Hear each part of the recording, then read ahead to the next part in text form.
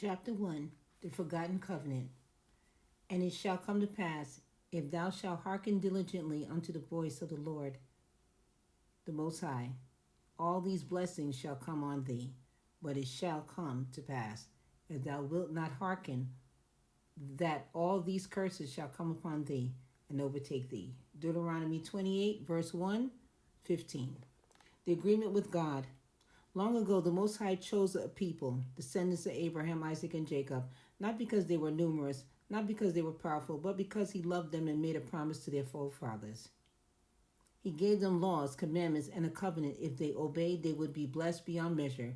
If they disobeyed, curses would follow them and their children. This agreement was recorded in Deuteronomy 28, and its consequences stretch into today. These weren't small blessings or light punishments. God promised dominion, health, and prosperity and favor to the obedient, but warned of sickness, slavery, exile, confusion, and poverty, and fear for the rebellious. It wasn't metaphorical. The curses will be visible, generational, and unmistakable. They will become signs and wonders. They shall be upon thee for a sign and for a wonder, and upon thy seed forever. Deuteronomy 28, verse 46.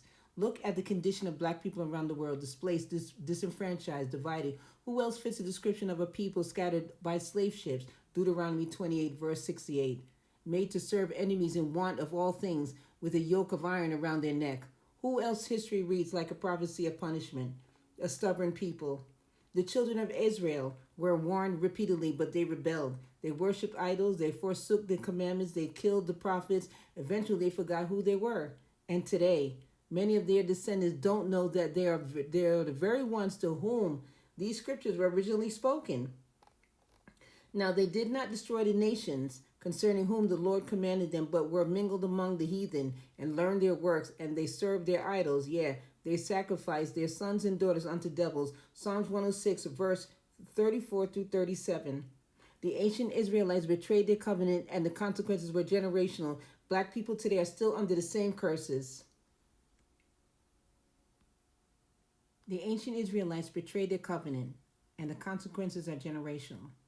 Black people today are still under the same curses because the covenant hasn't been restored.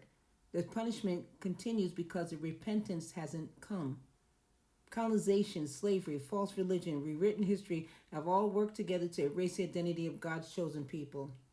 For centuries, black people were told they were cursed by nature, not by the covenant. They were told they were savages, born inferior, and had no connection to the people of the Bible, but the Bible itself says otherwise.